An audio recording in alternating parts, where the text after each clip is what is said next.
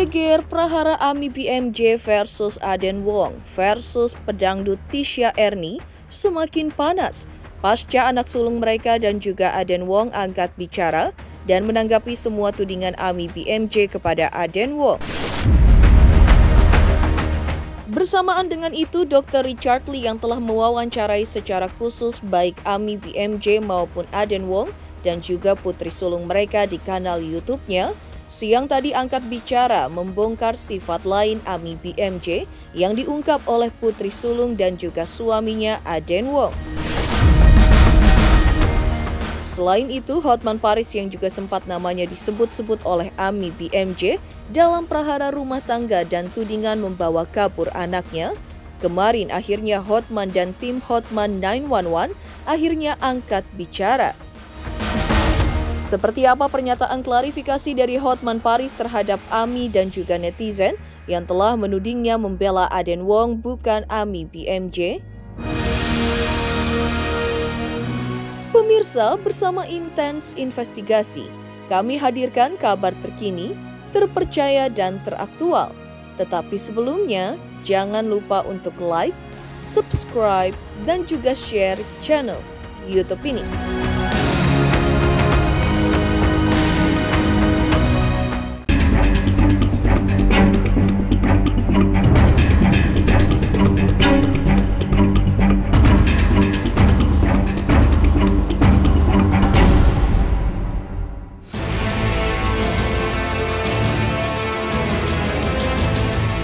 Dr. Richard Lee angkat bicara terkait kasus AMI BMJ versus Aden Wong suaminya versus pedangdut Tisha Ernie yang dituding sebagai selingkuhan Aden Wong dan membongkar sifat buruk AMI BMJ.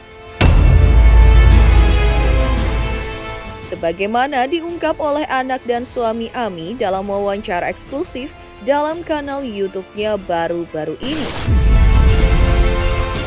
Dan seperti inilah pengakuan Dr. Richard Lee kepada tim Intens Investigasi siang tadi. Jadi kemarin itu sebenarnya aku ditelepon oleh seorang anak, telepon mau bicara dengan aku, katanya dia mau memberikan statement, dia bilang mau meluruskan sesuatu. Aku sempat ragu-ragu sih sebenarnya, karena kan anak ini juga baru masih 11 tahun menuju 12 tahun ya, apakah layak atau enggak bilangnya. Tapi dia yang sangat ingin bercerita sih, sangat ingin berikan testimoni, dan testimoninya itu dia bilang mudah-mudahan bisa lebih membuat dua sisi, dan aku pikir dua sisi itu juga baik ya. Makanya aku bilang nanti malam aku akan sempatkan waktu jam 8 malam kita akan bicara Zoom, aku bilang kan. Apakah ada papa? Aku bilang ada papa di situ, tapi aku pengen ngobrol dengan kamu aja. Aku bilang yang penting tanpa ada paksaan. Jadi memang itu maunya dia. Maka aku juga sadar diri kan, waktu di video juga aku tanya mau di blur atau enggak wajahnya. Aku bilang kan kalau ada yang enggak nyaman kasih tahu saya ya, saya akan berhenti, aku bilang kan, apakah ada intimidasi atau tidak. Dan aku anggap apa yang dikatakan anak-anak kan jujur ya harusnya ya. Aku anggap apa yang diceritain dia mungkin itu yang dirasakan oleh Shani yang namanya Shani. Lalu aku juga ngobrol dan dapat kesempatan ngobrol dengan Mr. Aden Wong juga gitu. Kan ditanya, aku juga berkesempatan tanya untuk apakah Tisha Ernie itu benar-benar mistressnya, apakah memang ada perselingkuhan di sana.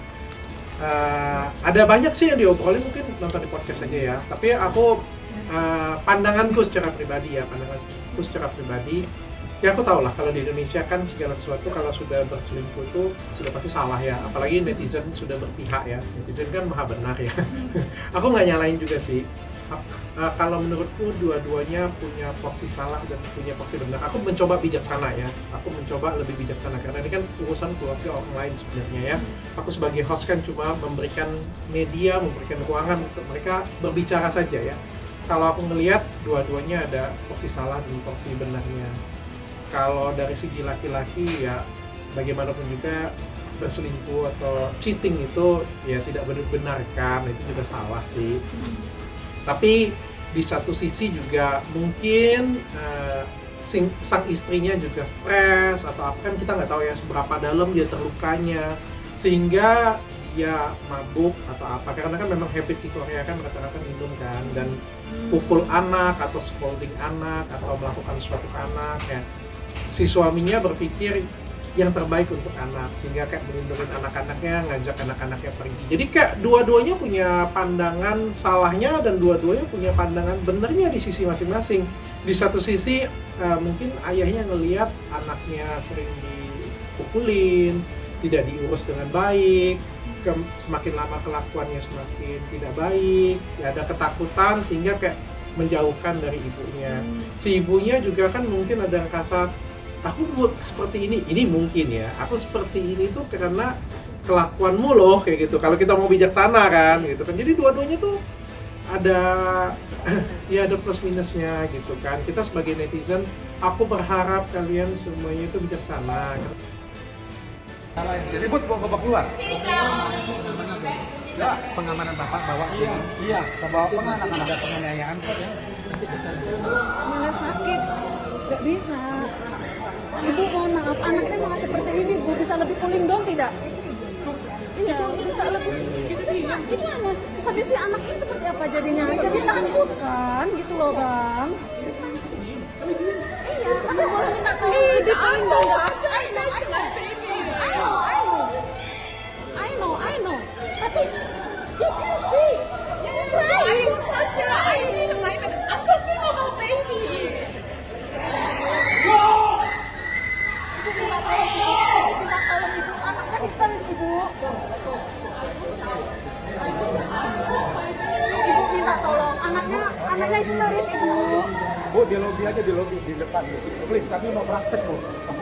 Tolong, please. Iya, sambil jalan. Absari, bilang sambil jalan. Absari. Sambil jalan.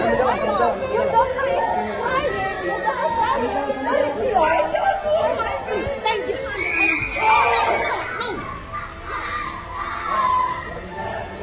Nggak bisa ini Bang. Udah, video terus.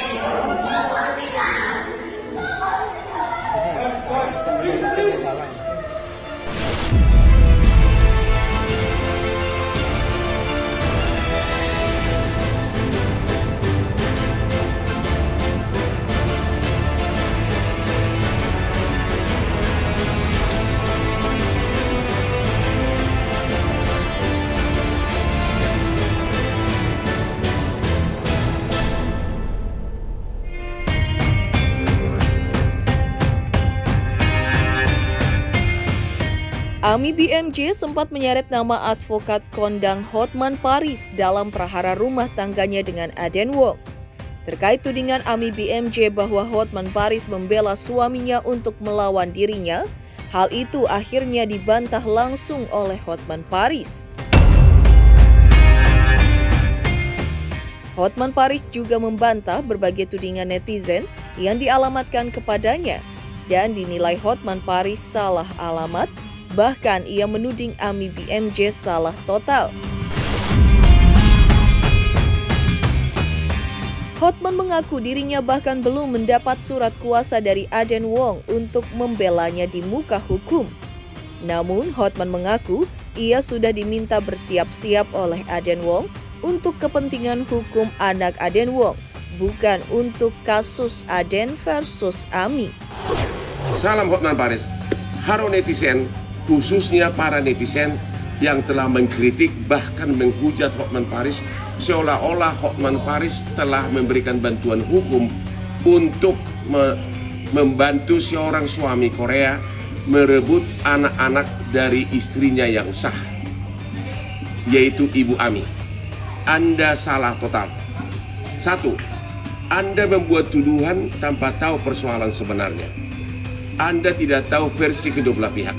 Kalau Anda mau tahu versi kedua belah pihak, nonton YouTube-nya Dr. Richard Lee yang sudah tayang di YouTube-nya Dr. Richard Lee. Anda akan terbelalak atas fakta kejadian sebenarnya. Kedua, Anda menuduh saya membantu. Sampai hari ini, saya belum memberikan bantuan apapun untuk terkait dengan kasus tersebut. Karena saya hanya diminta untuk bersiap-siap, khususnya timnya Hotman Paris apabila diperlukan untuk kepentingan hukum anaknya. Ya, sampai hari ini saya belum melakukan perbuatan apapun. Bahkan surat kuasa aja belum ditandatangani. Tapi Anda telah menuduh semena-mena. Bukan, memang bukan. Tidak pernah, kami belum pernah menjadi kuasa hukumnya, belum. Baru konsultasi. Tahu-tahu kita dapat informasi gitu, besoknya kaget juga. Kaget lah, intinya kami mendukung sepenuhnya lah terhadap penegakan hukum, baik Bung Emi atau wanita-wanita lain. Intinya kami support kok tetap gitu, tapi ya biarkanlah yang bekerja orang-orang yang tidak masuk ke dalam tim kami gitu ya. Ya intinya atas statement Ibu Ami itu sampai pada saat statement itu dibuat, kami dan tim Hotman lain, tim Hotman dan seluruh jajarannya belum pernah mengeluarkan statement apapun yang menegaskan membela pihak manapun seperti itu. Jadi ya mudah-mudahan dengan klarifikasi ini semua jadi lurus semuanya ya, karena tidak ada statement apapun yang membuat kita memihak satu pihak. Singkat aja saya ceritanya, sebenarnya saya nggak mau bahas ini gitu, karena biarkanlah masyarakat Indonesia nanti akan tahu dengan sendirinya aja gitu. Karena jujur kami nggak mau membuat statement yang ibarat kata menggiring opini, tapi kan statement dari Bu Emi itu kan menggiring opini seolah-olah kami dan Pak Hotman lah memihak kepada pelaku. Padahal kan tidak seperti itu yang sebenarnya.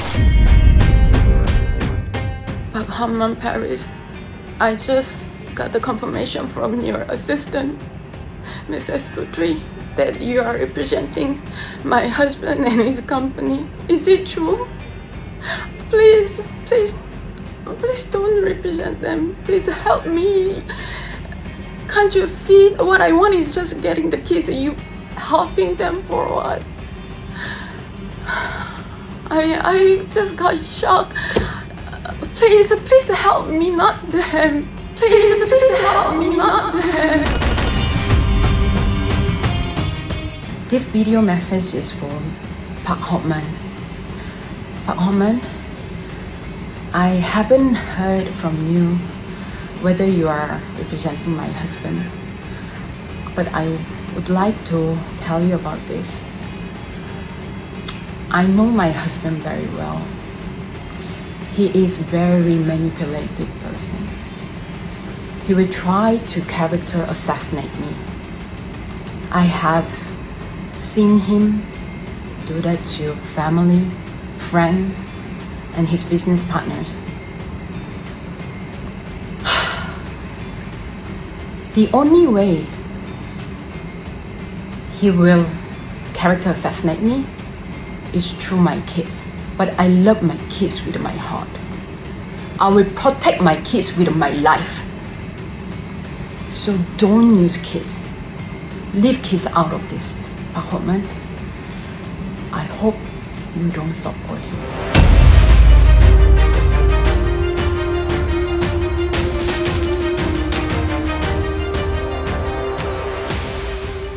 Serangan balik atas Ami BMJ datang dari Aden Wong dan putri sulung mereka yang diungkap dalam suatu wawancara online dengan Dr. Richard Lee.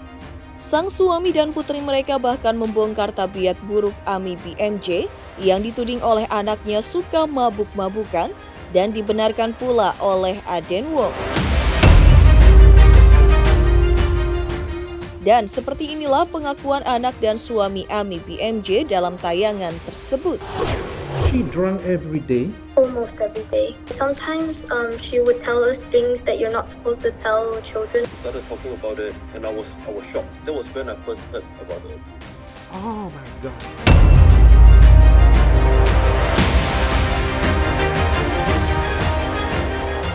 Hotman Paris dan Dr. Richard Lee bongkar sifat asli Ami BMJ, istri Aden Wong, yang menudingnya membawa kabur anak balitanya bersama selingkuhannya yang diduga adalah pedangdut Tisha Ernie. Lantas, seperti apa telisik psikolog atas kasus Ami BMJ versus Aden Wong dan Tisha Ernie? Pemirsa Intens Investigasi, jangan lupa saksikan terus Intens Investigasi. Dan pastikan jangan lupa untuk like, subscribe, share, dan juga komen jelang 3 juta subscribers channel Intens Investigasi. aku Denisha Resta. Jangan lupa kalian saksikan Intens Investigasi setiap hari, sehari 5 kali. Jangan lupa like, comment, subscribe.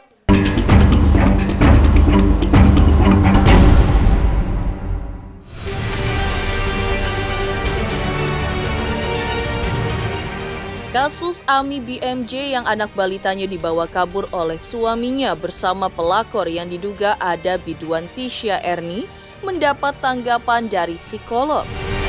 Menurutnya ada masalah dalam keluarga ini yang perlu dicari tahu untuk memecahkan persoalan dalam rumah tangga mereka. Hal itu terlihat dari sikap sang suami yang mengambil paksa anaknya dan anak sulung mereka yang membela ayahnya dan tidak ingin adiknya disentuh oleh ibu kandungnya. Sikap sang suami pun dinilai Bunda Romi agak aneh. Jika sang istri memiliki masalah secara psikologis, maka seharusnya ia mengatasi dulu persoalan tersebut dengan menyembuhkan istrinya secara medis, bukan lari bersama anak, apalagi kabarnya bersama selingkuhan. Seperti apapun kondisi seorang ibu, maka tidak baik jika anaknya yang masih membutuhkan ASI-nya dipisahkan secara paksa selamanya ataupun dalam waktu yang lama seperti yang terjadi pada Ami BMJ, apalagi tidak melalui prosedur hukum yang berlaku. Kalau perbedaan budaya kan harusnya udah lama munculnya pada waktu anak pertama, kedua dan sebagainya. Ini kan baru sekarang. Apakah perbedaan budayanya juga makin meningkat sehingga itu bisa saja sih, tetapi juga karena ada orang ketiga itu juga bisa saja sih terjadi gitu, sehingga makin kuat untuk memutuskan kayaknya saya udah nggak bisa lagi sama dia gitu. Tapi apapun bentuknya menurut saya nggak benar hanya dengan merampas itu, harus dilakukan secara jalur hukum. Kalaupun memang dia tidak mampu, istrinya sebagai ibu memiara atau mengasuh anaknya, baru boleh diambil. Nah, kalau misalnya permasalahan ada apanya itu bisa diketahui lebih jelas, mungkin akan tidak terlalu kita menilainya itu hanya dari apa yang terlihat saja.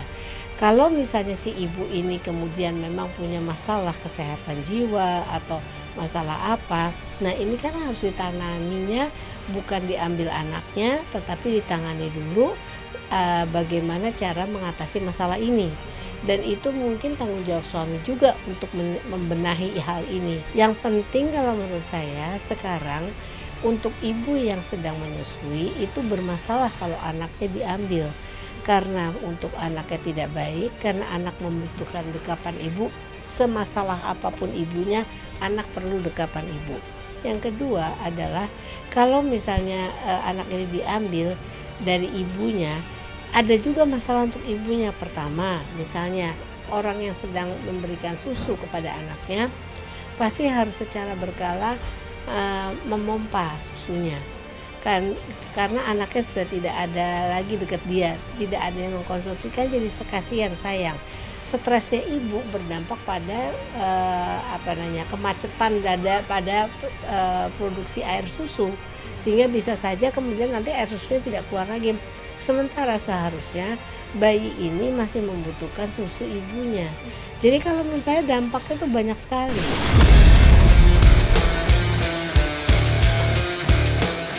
Prahara Ami BMJ dan Aden Wong yang diduga melibatkan orang ketiga, kabarnya biduan Tisha Ernie, juga tampak menyulut amarah Dr. Lita Gading. Ia tampak geram jika benar Tisha Ernie menjadi pelakor. Sebab menurutnya itu bukan kejadian pertama kalinya, ada beberapa kejadian sebelumnya dengan pasangan lain, di mana menurut Lita Gading, Tisha sebagai biang keroknya. Bahkan ia mengaku bahwa dirinya juga menjadi korban dari aksi Tisha Ernie yang ditudingnya sebagai pelakor, merebut suaminya dan menyebabkan ia dan sang suami bercerai. Setelah saya cek nih, si perempuan pelakor ini adalah dunia perpelakoran nih. Kalian harus dengar nih, ya. Dan kamu terutama sebagai pelakor harusnya mikir, kamu tuh perempuan, apabila kamu digituin itu gimana perasaannya. Kamu nggak boleh melakukan hal itu. Tapi orang-orang kayak begini dia nggak mau peduli dengan apapun. Karena apa? Di dalam jiwa dia itu ada adrenalin yang ingin mengambil dan merebut hak orang lain. Itu ada kepuasan buat dia. Ada kepuasan, ada rasa iri terhadap orang lain. Indikasi kelainan kepribadian di dalam diri dia, perempuan tersebut. Dan yang terparah adalah dia merasa puas dengan apa yang diambilnya, dan itu dilakukan berkali-kali gitu ya.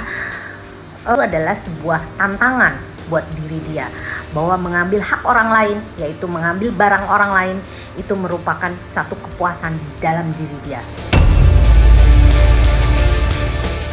Kapolda, tolong, saya minta dengan sangat, mudah-mudahan ini akan berlanjut dan saya akan kawal kasus ini. Jangan sampai ini lolos, dan hak anak-anak yang diambil ini adalah hak ibu, karena ini masih di bawah pengasuhan ibu, karena masih di bawah umur. Oke, jangan sampai ini lolos, dan jangan sampai hal ini bisa dibebaskan untuk laki-laki dan perempuan itu. Proses, dan ini adalah merupakan tindakan kriminal, pengambilan paksa terhadap anak-anak tersebut.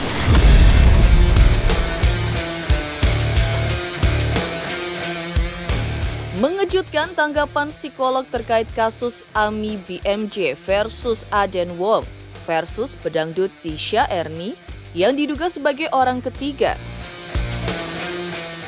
Lantas, benarkah nama Tisha Erni juga pernah disebut-sebut dalam prahara perceraian komedian Sule dan Natalie Holscher?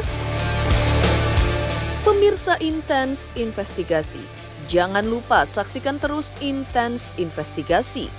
Dan pastikan jangan lupa untuk like, subscribe, share, dan juga komen jelang 3 juta subscribers channel Intens Investigasi. Halo, aku Judika. Jangan lupa saksikan Intens Investigasi 5 kali dalam sehari hanya di YouTube Intens.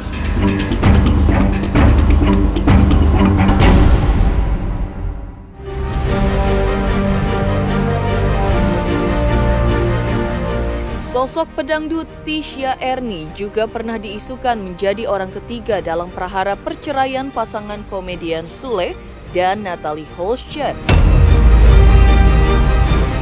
Atas isu tersebut di tahun 2021 silam, Tisha Erni pun tampil ke publik dan menyampaikan klarifikasi terkait kedekatannya dengan Sule. Ia membenarkan adanya kedekatan dengan Sule ketika itu. Ia mengakui pula bahwa Sule selalu menelpon dirinya, bahkan melakukan video call, DM, dan WA. Namun perihal hubungan yang mereka rajut itu terjadi sebelum Sule dan Natalie menikah. Artinya tudingan bahwa dirinya menjadi orang ketiga prahara rumah tangga Sule dan Natalie yang berujung cerai dibantah oleh Tisha Erni. Kalau benar ya benar, saya berbicara tentang fakta ya. No halu-halu ya.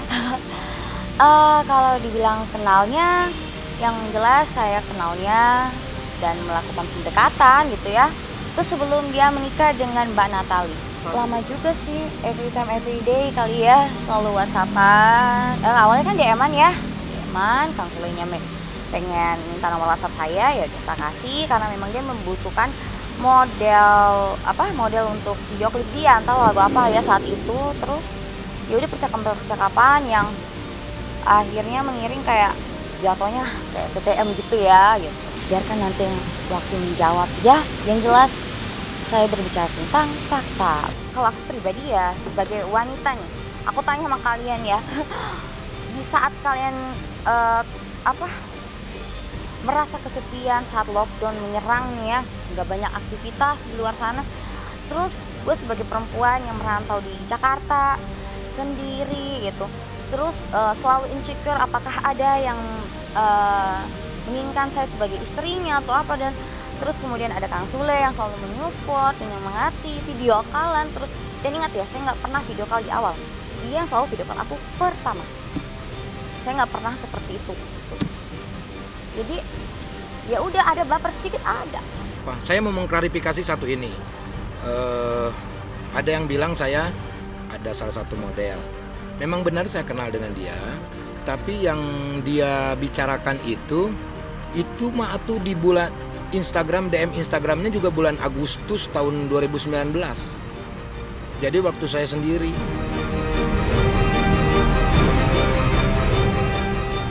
Demikian pemirsa kabar terkini, terpercaya dan teraktual yang kami hadirkan hari ini. Saksikan terus Intens Investigasi setiap hari Senin sampai dengan Jumat, tayang 5 kali sehari, dan Sabtu tayang 3 kali sehari, yaitu pada pukul 11 siang, 12 siang, 3 sore, 5 sore, dan 6 sore, tentunya hanya di YouTube channel. Dan pastikan jangan lupa untuk like, subscribe, share, dan juga komen channel Intens Investigasi.